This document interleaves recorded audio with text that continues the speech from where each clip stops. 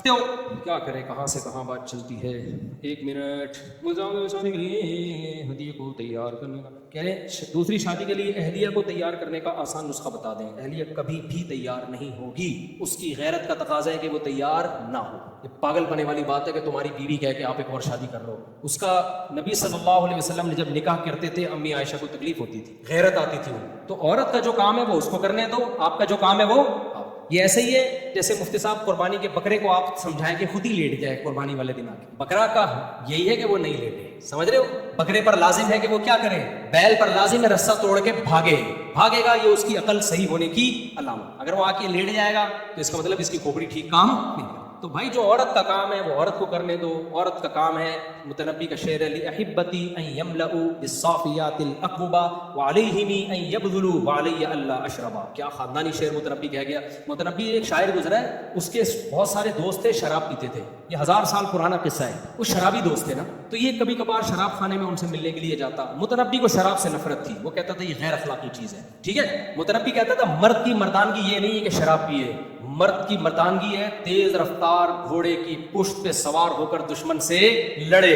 گھمسان کی جنگوں میں بہادری کے جوہر دکھانا یہ مردانگی ہے، پی کے ٹول ہونا یہ مردانگی نہیں ہے. یہ اس کا اسٹائل تھا متنبی کا. متنبی سے کسی نے پوچھا تمہیں جانتا کون ہے؟ اس نے کہا مجھے تلوار جانتی ہے کہ میں کون ہوں، کیونکہ میری سلام دعا اکثر کس کے ساتھ ہوتی ہے؟ تلوار کے ساتھ. ابے یار تمہیں ہر بات میں نا سمجھانے کے لیے مثال دینی پڑتی ہے. دیکھو کوئی رشتے والے آتے ہیں، لڑکے والے کے بارے میں پوچھتے ہیں یہ لڑکا کون ہے، تو آپ کہتے ہو فلاں آدمی اکثر اس لڑکے کے ساتھ نظر آتا ہے، وہ زیادہ جانتا ہوگا اس کے بارے میں کہ یہ کون ہے. کیونکہ جو آپ کے پاس زیادہ ٹائم اسپینڈ کرتا ہے وہ آپ کے بارے میں زیادہ جانتا ہے. تو متنبی شاعر تھا، وہ ہر بات کو شاعری انداز میں کہتا. اس سے کسی نے پوچھا کہ آپ کے بارے میں ہمیں کہاں سے نالج ہوگی کہ جو ہمیں بتائے کہ آپ کون ہیں؟ متنبی نے فوراً شعر پڑھ دیا، مجھے تلوار جانتی ہے کہ میں کون ہوں، مجھے کتاب جانتی ہے کہ میں کون ہوں، اور اگر میرے بارے میں آپ کو نالج چاہیے تو گھوڑے سے پوچھو، وہ پوری معلومات میرے بارے میں آپ کو پرووائڈ کرے گا. کیونکہ میرا واسطہ 3 چیزوں کے ساتھ ہی ہوتا ہے، یا تو میں مصنف ہوں، کتاب پڑھتا ہوں اور ہر وقت کتابوں میں مشغول رہتا ہوں، یا میں گھوڑے کی پشت سے آپ کو نظر آؤں گا، اور یا میرے ہاتھ میں کیا ہوگی؟ بولو.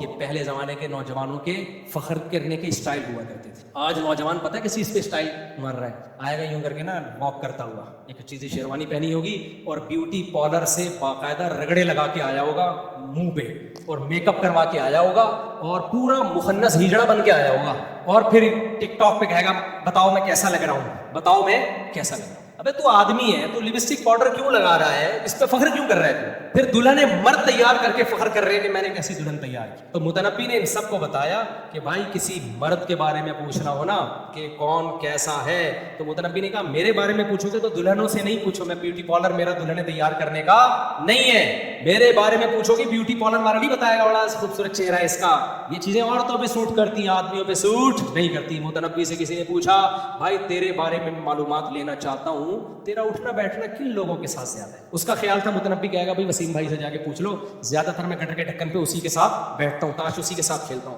ہم تو یہی جواب دیتے ہیں نا. بھائی مجھ سے آپ پوچھیں مفتی صاحب آپ کو کون زیادہ جانتا ہے، میں اپنے بچپن کے دوستوں کا بتا دوں گا. یار دیکھو 8ویں کلاس سے ہم اکٹھے ہیں، 9ویں کلاس سے ہم اکٹھے ہیں، دیکھو ہم تفریح پہ بھی اکٹھے جاتے تھے، پڑوس میں بھی رہتے تھے، یہی بتاؤں گا نا میں.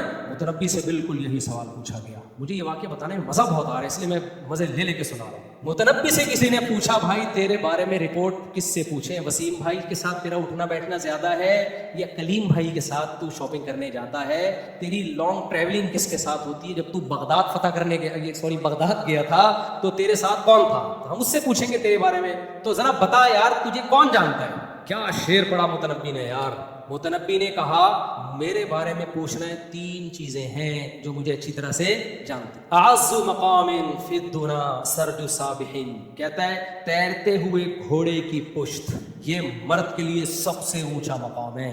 اس سے اچھا مرد کسی پوزیشن میں بولو نہیں لگتا، دولہا بنا ہوا بھی نہیں لگتا. صحیح ہے نا. مرد سب سے اچھا کہاں لگتا ہے؟ جب تیرتے ہوئے گھوڑے کی پشت بیٹھا ہو. یہ مقام مرد کے لیے سب سے کیا ہے؟ اچھا.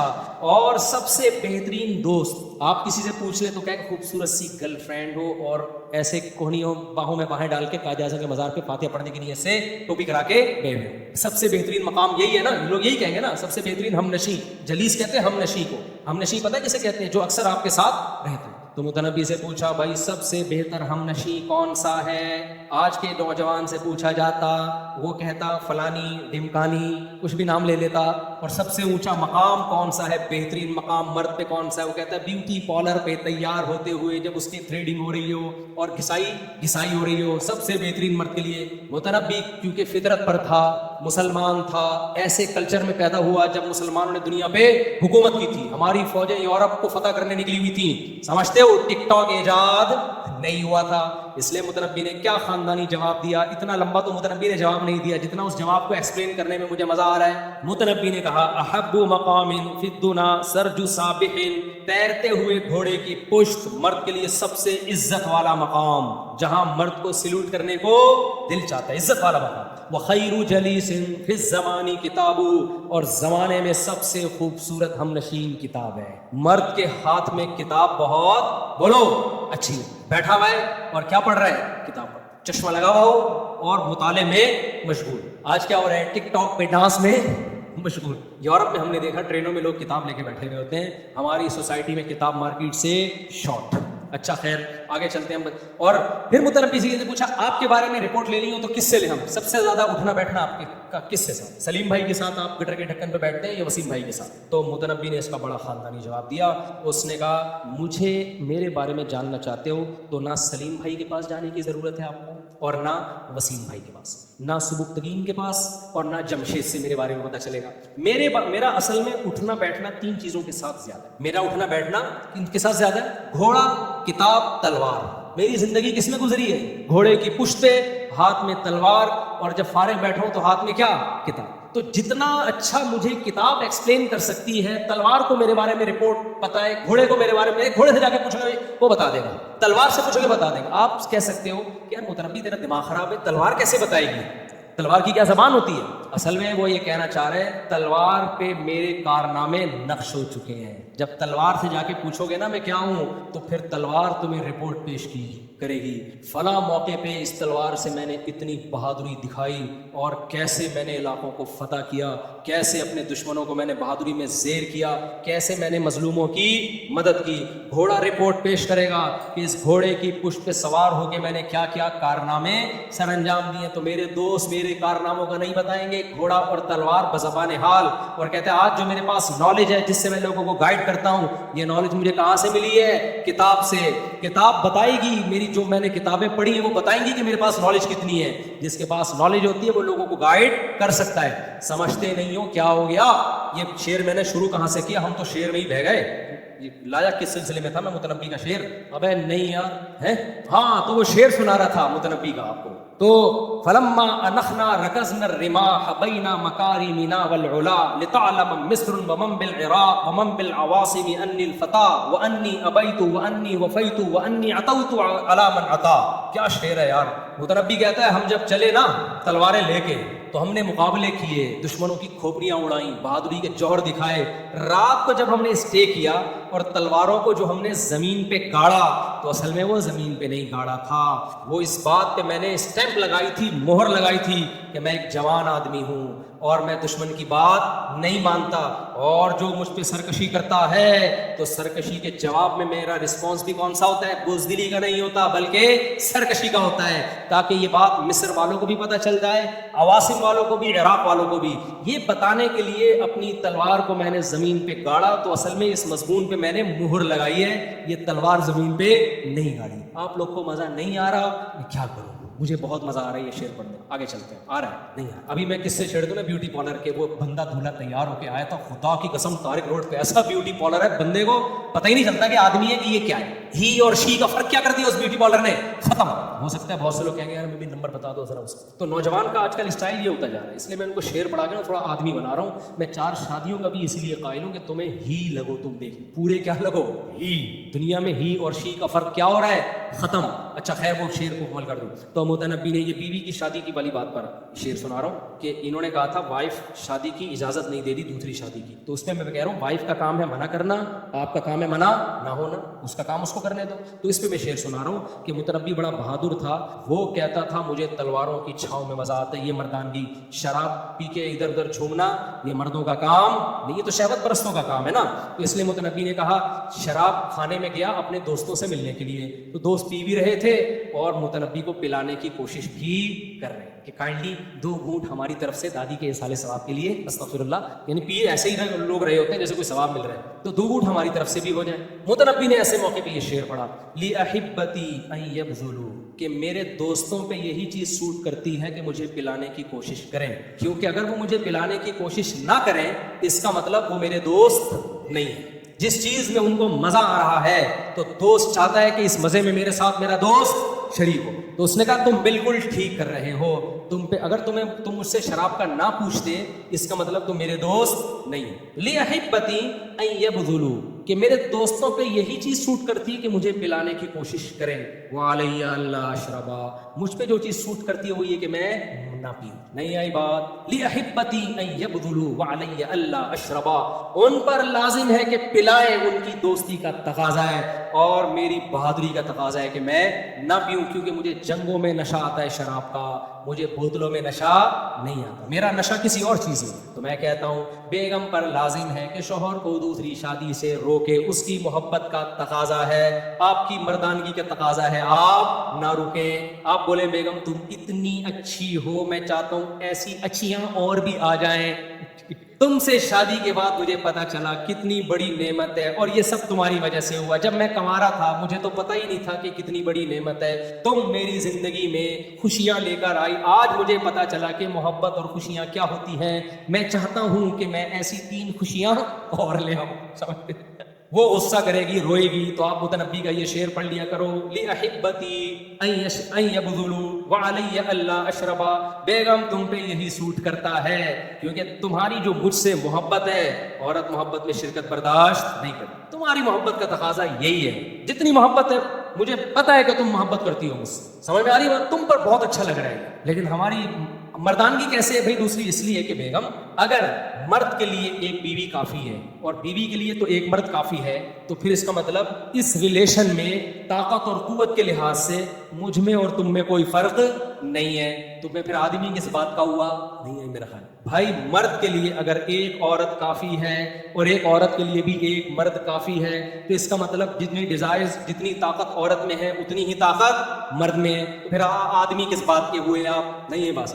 مرد کا مطلب اس میں طاقت عورت سے، یہ ڈیزائرز عورت سے زیادہ، اس میں ڈیزائرز عورت سے زیادہ ہیں، اس لیے غلام کو بھی اللہ نے 2 شادیوں کی اجازت دی ہے، جو آج کل غلام مارکیٹ سے شارٹ ہوئے ہیں، غلام کو بھی اجازت دی ہے، تو اس کا کام ہے بھائی، اس پہ غصہ مت کرو، آپ کا کام کیا ہے جو آپ کو اللہ نے اتھارٹی دی ہے۔ ہاں عورت کو یہ چاہیے اتنا ری ایکشن نہ کرے کہ کفر تک پہنچ جائے، بعض اب اسلام کو برا والا کہنا شروع کر دیتی ہیں، اور ایک اعتدال، ایک حد، ایک لمٹ ہونی چاہیے، ہر چیز ایک لمٹ میں برداشت ہوتی ہے۔ تو عورت کو میں کبھی بھی نہیں کہتا اپنے میاں کی دوسری شادی کرائیں، یہ اچھا نہیں ہے، عورت کو تکلیف ہوتی ہے، یہ نیچرل ہے، اس کی تکلیف کیا ہے؟ نیچرل ہے۔ آپ کو اللہ نے اجازت دی ہے بھائی، ٹھیک ہے آپ کر سکتے ہو تو کر کے بتا دو، نہیں ہے تو نہیں کرو، ہمت تو اب آپ میں کتنی ہمت ہے، اور عورت اگر خود کہہ دے نا آپ کر لو تو پھر مرد نبھاتا بھی نہیں، کیونکہ جب مشکل چیز پلیٹ میں رکھ کے ملتی ہے تو اس کی قدر نہیں ہے۔ آپ جب لڑ جھگڑ کے ٹینشنیں برداشت کر کے کرو گے تو آپ کو پتہ چل جائے گا بھائی سوسائٹی میں سروائیو کرنا کتنا مشکل ہے اور اس کو نبھانا کتنا مشکل، تو حوصلہ پیدا ہوگا، پھر نبھا بھی لوگے، کیونکہ جن لوگوں کی بیویوں نے کرائی نا ایکچولی آپ ایک اور شادی کریں وہ کسی کام کے نہیں بیچارے، کیونکہ انہوں نے کوئی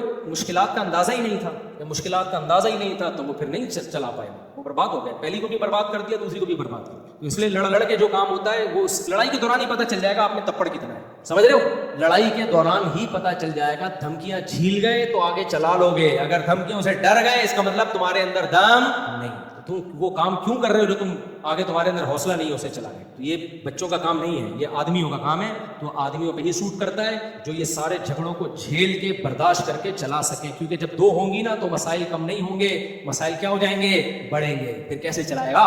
پھر تو کہے گا بیگم اب تم نے مجھے اجازت دی تھی نا، اب تم اس سے مت جھگڑو، دوسری کو کہے گا تم پہلی والی سے مت جھگڑو اور میں بھی تم دونوں سے نہیں جھگڑوں گا، تو مان لے گی کیا؟ وہ آپ کی کھوپڑیاں آؤٹ ہونا شروع ہوگی، وہ کچھ اور کہہ رہی ہوگی، یہ کچھ اور کہہ رہی ہوگی، تو پھر آپ جب ادھر جاؤ گے ادھر جاؤ گے پھر آپ پاگل ہونا شروع۔ تو اگر حوصلہ ہوگا تو چلا لو گے ایسی کی تیسی، حوصلہ نہیں ہوگا تو خودکشی کرو گے الٹے لٹک کے۔ اس لیے ہم کہتے ہیں دوسری شادی پھڈوں کے بعد ہو تو ٹھیک ہے، سسر بندوق لے کے گھوم رہا ہو کہ تو نہیں کرے گا، سالے بولے تیری ٹانگیں توڑ دیں گے، اب بیوی بولے ایسی کی تیسی، اس کے بعد پھر بھی کر لی نا، تمہارے اندر حوصلہ ہے، سمجھ رہے ہو؟ تو یہ سارا پروسیس ضروری ہے. اس پروسیس سے گزر کے کرو تو ٹھیک ہے. اور ہم گزرے ہیں, خالی ہوائی باتیں نہیں کر رہے. ہم جب گزرے ہیں تو ہمارے جو حالت ہے وہ ابھی میں ہی کر رہا ہوں آپ کے سامنے, جو اس وقت تھی نا, اس وقت تو عجیب ہی حالت تھی. ہاں حضرت بہت ایسا نہیں ہوتا کہ آپ نے سارے گلے مل رہے ہیں ماشاء اللہ ماشاء اللہ. اس وقت جو ہماری حالت تھی وہ موسٹ وانٹیڈ تھا, میں موسٹ وانٹیڈ. تو اس لیے ہم نے کہا بھائی اب میں بھی ایک بات بولتا تھا, بھائی میرے کو مار دو, میرے قتلے بنا دو, جلا دو میری لاش کو, میں نہیں چھوڑوں. جو کرنا ہے نہ دوسری کی وجہ سے پہلی کو, نہ پہلی کی وجہ سے دوسری, رہنا ہے اسی طرح رہو, ورنہ ایسی کی اور دونوں کے حقوق بھی دوں گا. لوگ کیا کر رہے ہوتے ہیں, دوسری شادی کی بیوی نے جب دھمکایا تو دوسری کے پاس جانا چھوڑ دیا, اس کی باریاں معاف کراؤ بھائی, باریاں معاف. اسی کی تیسی بھائی, جب کی ہے تو کی ہے, جاؤ. ایک رات ادھر گزرے گی, دوسری رات ادھر گزرے گی, کسی کا باپ بھی نہیں روک سکتا. اس کا بھی وہی حق ہے جو پہلی کا ہے, اور پہلی کا بھی وہی حق ہے جو دوسری کا ہے. تو پھر یہ ہوتا ہے کہ ٹھیک ہے کر تو لی ہے, اب آپ کو وہاں جانے کی اجازت نہیں ہے, پھر چھپ چھپ کے جا رہے ہو. بھائی باری ہے, جا رہا ہوں, باری ہے, جو کرنا ہے کرنا. تو اس اسٹائل میں جب ٹینشنوں کے بعد کام ہوگا تو پھر یہ اسٹائل ہوگا. شروع سے لڈو پہلی ہوتی ہے تمیز سے میرے بھائی, دوسری نہیں ہوتی, سمجھتے ہو, دوسری نہیں ہوتی, دوسری ایسے ہی ہوتی ہے جیسے ہی کرنا ہے تو اسی طرح سے کرو. اور مجھ سے یہ امید نہ رکھو کہ میں آپ کی بیویوں کو جا کے سمجھاؤں گا کہ کائنڈلی اپنے شوہر کی دوسری شادی کرا دیں, ایسا کچھ نہیں ہوتا. جس نے کرنا ہے خود ہی کرے, بیوی کو کوئی نہیں سمجھا سکتا, اور بیوی کو چاہیے سمجھے بھی نہیں. بیوی بولے تیرے میں دم ہے تو کر لینا, صحیح ہے, بجھا کے کیوں ٹارچر کر رہا ہے, یہ دم کی بات ہوتی ہے. پھر جب آپ کرو گے تو بیوی دھمکیاں دے گی, میں جا رہی ہوں, آپ منانے کی کوشش کرو, پھر بھی جا رہی ہے تو کائنڈلی تشریف لے جب کیا کریں, ہم کو کوشش کر رہے ہیں منانے کی. طلاقیں دینے میں جلدی نہیں کیا کرو, 1 سال رہے گی, 1.5 سال رہے گی, پھر آ جائے گی. نہیں آئے گی تو پھر جو سمجھ میں آ رہا ہے آپس میں مل بیٹھ کے کر لو. تو ایسے ہی ہوتا ہے, اسی سلسلے میں آپ بولو کہ یہ اس طرح سے ہوتا ہے کام. اور پھر وہ متنبی کا شعر پڑھ لیا کرو کہ مجھے تلوار جانتی ہے, مجھے گھوڑا جانتا ہے. اس سے حوصلہ ملے گا آپ کو. مجھے کتنا حوصلہ مل رہا ہے وہی شعر پڑھ کے. باز ہے نماز اوپر کا باغ بڑا ہوتا ہے تو اس کے اوپر بیٹھنا چلنا. اور یاد رکھو 2-3 شادیوں کے بعد نا سیاست کے بغیر یہ رشتے نہیں نبھائے جاتے. ان میں بہت دفعہ آرٹیفیشل غصہ کرنا پڑتا ہے, بہت دفعہ آپ کو ہو سکتا ہے رونا بھی پڑے, حالانکہ رونا نہ آ رہا ہو. رشتے سیاست سے نبھائے جاتے ہیں, سچ سے کبھی بھی نہیں نبھائے جاتے. کہ آپ بالکل سچ لے کے ایک دم پرفیکٹ زندگی گزار رہے ہو, ایسا نہیں ہوتا. ٹوپیوں کا پورا ایک بزنس کھولنا پڑے گا آپ کو. کبھی کسی کو ٹوپی کرانی پڑے گی, کبھی کسی کو ٹوپی, کبھی کسی کو ٹوپی. یہ دھوکہ دینے کے لیے ٹوپی نہیں ہے. کبھی گھما رہے ہو بات کو, کبھی یوں کر رہے ہو, کبھی یوں کر رہے ہو. کبھی بیگم بالکل بھی اچھی نہیں لگ رہی ہوگی, پھر بھی اس کی تعریفوں کے پول باندھنے پڑیں گے آپ کو. جب ایک بیوی ہوتی ہے نا, آپ اس کو برا بھلا بھی کہہ دو, کچھ نہیں ہوتا. اس کو پتا ہے میرا ہی شوہر ہے نا, کہاں جائے. 2 ہو گئی تو جو گینڈے کی طرح ہے نا, اور کہیں سے بھی حسن نہیں ہے, اندھیرے میں نظر ہی نہیں آتی, اتنی بلیک, اور گینڈے کی طرح موٹی. اللہ بچائے, ایسے کسی کا مذاق نہیں اڑانا چاہیے. 6 آدمیوں کی جگہ گھیر کے چلتی ہے اور اندھیرے میں نظر ہی نہیں آتی, دانت سے بو آتی ہے. اس کو بھی آپ کو کہنا پڑے گا تیری جیسی حسینہ دنیا میں کوئی نہیں. آپ کو خود لگے گا کہ یہ میں کیا کہہ رہا ہوں, لیکن اتنے کانفیڈنس کے ساتھ آپ کو یہ جھوٹ بولنا پڑے گا کہ وہ سمجھے واقعی سچ بول رہے ہیں. لوگ عجیب پاگل قسم کے لوگ ہیں, کہتے ہیں ہم کبھی جھوٹ نہیں بولتے, میں تو جو دل میں وہی میں نے تو بول دیا اپنی وائف کو, دیکھو تم پسند نہیں تھی تو میں نے دوسری شادی کر لی. ابے تو نے تو بیڑا غرق کر دیا. ایک تو اس کے اوپر سوکن لے کر آیا ہے, اوپر سے اس کے بول رہے ہیں تو مجھے پسند نہیں تھی, تو نے تو ذبح کر دیا اس کو. اس کو بولو تیرے جیسی حسینہ دنیا میں پیدا ہی نہیں ہوئی ہے. تو سکون مجھے تجھ سے اتنا ملا ہے نا کہ میں چاہ رہا تھا ایسے 3 سکون, کچھ بھی بولو وہ آپ کا ہیڈ ایک ہے. لیکن اس میں یہ نہیں ہوتا کہ بالکل پاگل آدمی لوگ ہیں, مجھے آ کے بتا رہے ہوتے ہیں, میں کہتا ہوں بھائی تم نہیں کرو دوسری. مجھے آ کے بتا رہے ہوتے ہیں کہ میری بیوی مان نہیں رہی تھی نا, وہ کہہ رہی تھی کیوں کر رہے ہو آپ دوسری, کیوں کر رہے ہو آپ. وہ مان نہیں رہی تھی, تیار نہیں ہو رہی تھی. تو جب بہت زیادہ اصرار کی, میں نے اس کو بول دیا دیکھو مجھے تمہارے پسینے سے بدبو آتی ہے اس لیے میں نے کہا یار تم تو بڑا پاگل, میرے پاس کیا ہے اب. اگر آتی بھی تھی یار, ایک بیوی ہوگی نا, اگر پسینے سے بو بھی آتی ہے آپ اس کو بول دو بو آتی ہے, وہ علاج کرا لے گی. دوسری آپ نے بول دیا اس لیے کر رہا ہوں, اس کا مطلب وہ کہہ رہی یار ایک تو میرے اوپر سوکن, دوسرا اس کے پسینے سے خوشبو آئے گی ظاہر ہے, تو میرا میاں تو ہو گیا ادھر کا, میں تو رکھیل کی طرح رہوں گی گھر میں. آپ نے تو اس کو جیتے جی ذبح کر دیا نا. تو ایسا اتنا سچ بولنے کی ضرورت نہیں ہے, تو کھوپڑا استعمال کیا کرو یار. تو اس میں جھوٹ ہی چلتا ہے, اس کو بھی ٹوپی, ادھر بھی ٹوپی, ادھر بھی ٹوپی. حسینہ برابری تو سب کے ساتھ کرنی, حقوق سب کے ہیں, لیکن ایسا نہیں ہوگا کہ بھائی وہ آپ اس کو بول رہے ہو تمہارے پسینے سے